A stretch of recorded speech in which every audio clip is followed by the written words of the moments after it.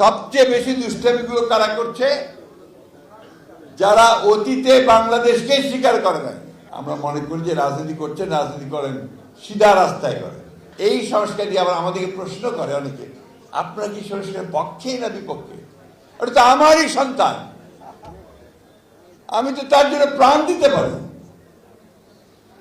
এই যে জিনিসগুলো সবসময় আপনার বিভ্রান্ত করার চেষ্টা করা হবে।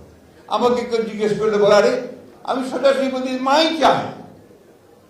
সুতরাং সংস্কার যেটুকু হয়েছে, যেখানে একমত হয়েছি সমস্ত রাজনৈতিক দলগুলো, অবশ্যই সেটা আমাদের হ্যাঁ আছে, তো না নাই।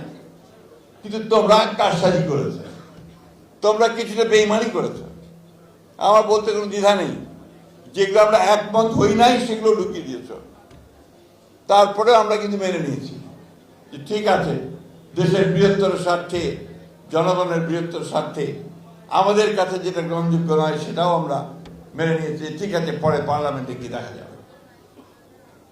আমি যে কথাটা বলতে চাই, আজকে একটা অর্কেস্ট্রেট একটা প্রচারণা, পরিকল্পিতভাবে একটা প্রচারণা হচ্ছে বিএনপির বিরুদ্ধে। কারণ বিএনপিতে এখন ওদের সবচেয়ে বড় শত্রু। কারণ নির্বাচন হলে বিএনপি ল্যান্ডস্লাইড ভিক্টরি পাবে কিনা? কে আসতে কেন? জোর নাই গলায়। তো এই ল্যান্ডস্লাইড ভিক্টরি বিএনপি পাবে, সেই কারণে শুরু হয়েছে। আর সবচেয়ে বেশি দুষ্টামিগুলো কারা করছে?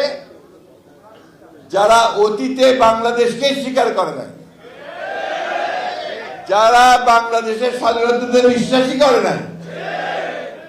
এবং ওই সময় যে আপনাদের বললেন যে কত মানুষ মেরেছে, আমাদের মা বোনদের কতজনের সম্ভ্রমহানি করেছে, কতজনকে পাকিস্তান হানাদার বাহিনীর হাতে আমাদের মা বোনদের তুলে দিয়েছে, সেই হিসাব আমরা ভুলি নাই। তারপরেও আমরা মনে করি যে রাজনীতি করছেন, রাজনীতি করেন, সিধা রাস্তায় করেন। ধর্মকে ব্যবহার করে মানুষকে বিভ্রান্ত করে ভুল বুঝিয়ে দাঁড়িপাল্লায় ভোট দিলে নাকি বেরোতে যেতে হবে। হায় হায়, চিন্তা করেন। তাহলে আর আমার নামাজ পড়া, আল্লাহর কাছে কমপ্লিট সারেন্ডার করা, ইমান আনা, এগুলোর দরকার নাই নাকি? আমাদের এখানে অনেকে আছেন, তারা ভালো বলতে পারবেন।